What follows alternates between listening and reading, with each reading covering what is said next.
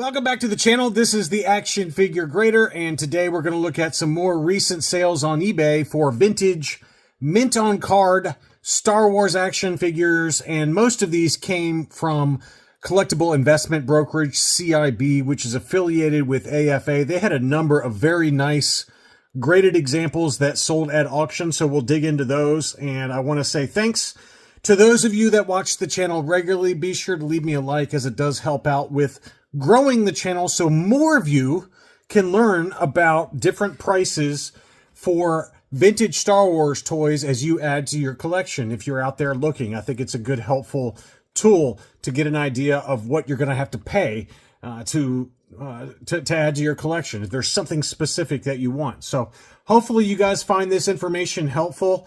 And we'll start off with Probstein Auctions, or Probstein, I don't know how you pronounce that.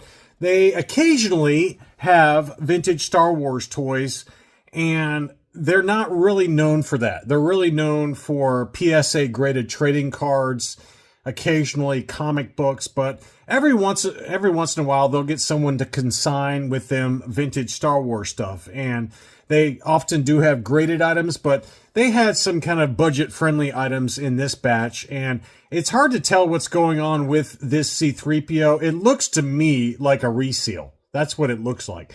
I have no way to verify it, and you know, when they sell Star Wars, they just slap up a few photos and that's it. They don't really know anything about the vintage Star Wars toy market, so it's anyone's guess. This is a 12-back C-3PO. Given the price, I think that the market agreed that this is probably a reseal.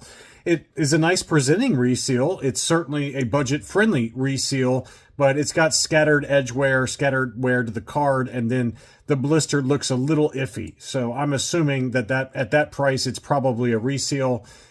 Same seller also had this Jawa. Now, this one looks okay. I didn't really see anything about the seal on the blister that made me question whether it was a reseal or not. It looks legit from my perspective, and it did have a lot of edge wear to it, obviously, but this is another 12-back for the Jawa. It had some wear around the card at the top there as well. So, you know, just given the lack of information, it's always going to sell on the low end. And I think if you're going to consign for vintage Star Wars toys, no offense to this particular consigner, but they just don't know that market very well. If it's graded, sure, go ahead, you know, because I think that at that point we can all verify it. But when you're talking about ungraded 12-backs, you're probably better off consigning them with someone that knows what they're doing.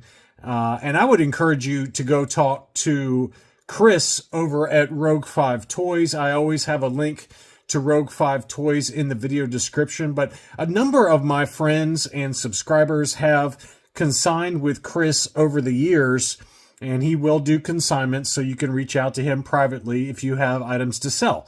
And he just charges like a consignment fee, but it's another way to get your item in front of the types of people that buy them. We've got a huge group in Rogue 5 Toys now, and stuff does tend to sell very briskly. So go check him out. If you have stuff to sell, you can reach out to him. And again, the link is in the video description to our Facebook sales page, Rogue 5 Toys. But this 12-back went for $294. And they also had this, I think it's a 41 back for Luke Skywalker. It's still inside the clamshell, so you don't really know exactly what kind of shape it's in. You can see some edge wear to the card. So that, you know, it's probably like a 75 at best. The blister looked pretty good on it, just from the limited photos that we had. The back looked pretty good, but it did have some scattered edge wear around the card. So 75, maybe a 70 plus, depending on what's going on behind the clamshell. But that one did sell for $220.50. This Darth Vader presented pretty nicely. I actually thought this was a pretty good deal. This was a Hong Kong 77 back A, just very light edge wear to it. This is certainly at minimum a 75 grade from what I can tell there. And it sold for $170. You know, I think that's a really good deal for what that is. That's a pretty nice Vader overall. And I didn't see anything that really concerned me there. But again, you're assuming that there's no cracks to the blister. And you don't know because you're only looking at one photo of the front. It looks okay, to me, but again, you're taking a little bit of a risk there that there's no cracks to the blister on this one. Kind of a weird thing going on the front of that blister. I don't know if that's just reflections from the card or what, but it kind of looks kind of strange there right around the waistline of Darth Vader. Next up, this Walrus Man sold from Corral Electronics memory cards. This was a pretty nice looking 21 back. It had just some light scuffing on the upper left-hand side that you can see there. But the blister looked really nice on this Walrus Man. So I think this is like a 75 at worst. And that one sold for $661, maybe a 75 plus, somewhere in that ballpark. It did have some sticker damage, in the upper right-hand corner. Ben Franklin. Oh my gosh, I loved Ben Franklin growing up. I bought so many Star Wars and especially G.I. Joe. Ben Franklin, man, that was the store to growing up. That one and Woolworths were my two favorites growing up. I still have dreams occasionally about Woolworths and Ben Franklin. It's crazy. Maybe not as much anymore, but for a while there, I very regularly had dreams where I was going into the store as a kid, and there would be like walls of G.I. Joes or Star Wars or whatever. So, man, that really brings back some memories seeing that sticker there. So anyway, $661 on that 21 back. This was a CAS 80 grade clear blister die cast Slave 1. Card 75, blister 85, figure 85. So it's two 85 subscores, overall 80. And that one was listed for $12.95. And the best offer accepted on that was $10.50. $10.50. I thought that was a pretty fair deal for a clear blister die cast Slave 1. Very nice example there, graded by CAS. Next up are the items from CIB. They had a number of items, and I mentioned these in my What to Buy video a couple of weeks back, and I said, go check out their items because they've got a bunch. And so the first one is a shelf talker. This is the Toy Galaxy from 1978. You can see the back there. The adhesives are still, sealed with the original backers there, but that's a beautiful Star Wars Toy Center shelf talker. And that one was an AFA 80 plus and sold for $787, which I thought was a pretty good deal for a fairly early one. Obviously, there are earlier ones and there are later ones, but these in general are very desirable among some collectors. Some people don't care about them, but these have come back down in price, a lot of them.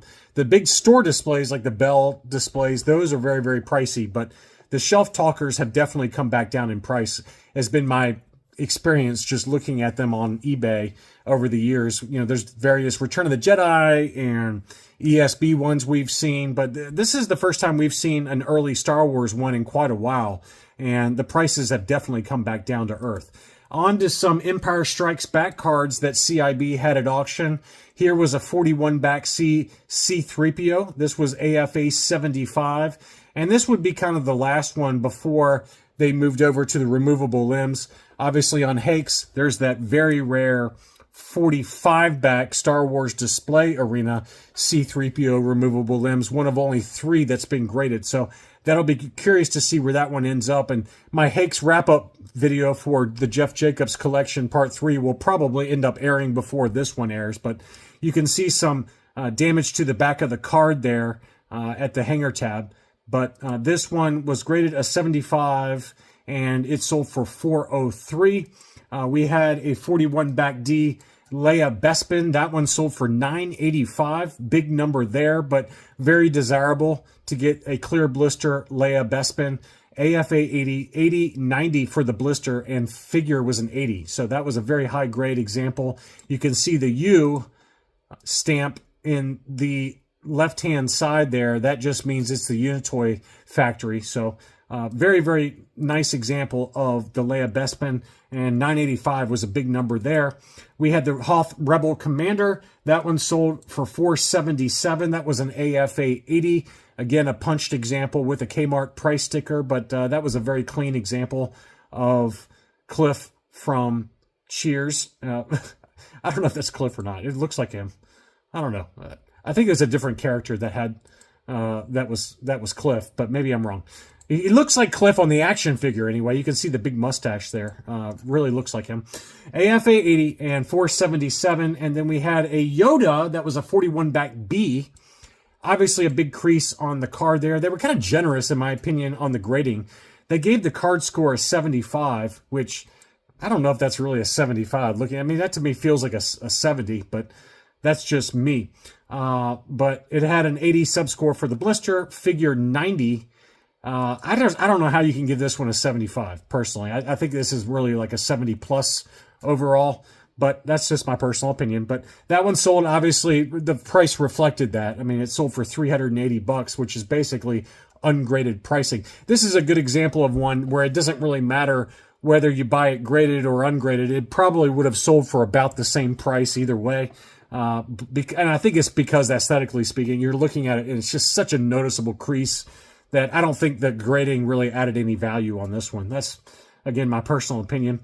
We had an unpunched Lobot, 41 back B. This one was also clear blister, AFA 80. That one sold for $355.99, which is about the going rate. Lobot's not very well respected. The Lobot and the Imperial Dignitary, if they had a really strange son, I think you're looking at them. You're listening to their strange son talk right now. I mean, I'm Lobot and I'm the Imperial Dignitary. Really, I lean more towards Lobot, mainly because of the cheeks. I got the sunken cheek thing going on and the cheek lines. And obviously the hair is very much in keeping with Lobot. But I got a little Imperial Dignitary. The nose, the hawk nose here. I mean, this nose is just so hideous. Look at that. I mean, this nose is gigantic. It's terrible. And then my ears, I mean, you don't really know what the Imperial Dignitary or Lobot's ears look like. I mean, Lobot's covering his ears there, but which is smart. I mean, I think that's a good look for him. I should maybe consider getting some headphones and wearing those all the time, because I got some really big ears and a big nose. So I feel you, Lobot, man. You and I, we're kindred spirits, brother. $355.99. Han Bespin. See, I like to picture myself as Han Bespin, the cool smuggler who gets the girl and he just exudes confidence and masculinity. But I'm not. That's not who I am. I'm a hyperactive rodent who is insecure with an inferiority complex. That's really what I am. So I can't be Han, even though I think I am in my mind. This was unpunched. 41 back B, AFA 75 plus. That one sold for a big number, as you'd expect, $780. The Ben Kenobi was an AFA 80. That one sold for $760, another really big number. But, we haven't seen too many ESB Obi-Wans, and in general, they do tend to command a pretty big number. This was the gray-haired Ben Kenobi, and you can see he's got those really heavy paint apps to the eyes and the eyelids. I call them the mascara paint. It's certain factories that did that. It must have been the Unitoys factory that did that, because you can see the U on the back of that by the Greedo there. So that was the Unitoy factory, Ben Kenobi gray hair. We had another Han. This was only an AFA 50, so that kept the price down a little bit at $355, but the card got a 50, blister 80, figure 85, and I'm looking at the back of the front of the card had this huge crease going right through Han on the card back. So that's really why it got the 50 grade. The 21B medical droid, that one had some yellowing to the blister, so that kept the price down maybe a little bit, but geez, $627. That's a huge number for a yellowed blister. But 80, 80, 85 were the subscores on that one. This one was the Smile factory. You can see that S below the proof of purchase there. So it's a different factory than some of the ones we've been looking at with the U factory stamp, but that's a big number for a yellow blister. Greedo, this I thought was also a big number given the grade. This one was a 70 plus grade, so 70 for the card, blister 80, figure 85, and you can see why it got the 70. It had a huge cut going through the middle of the card, probably from when the people stocking the shelves cut through with an X-Acto blade and accidentally cut through the card.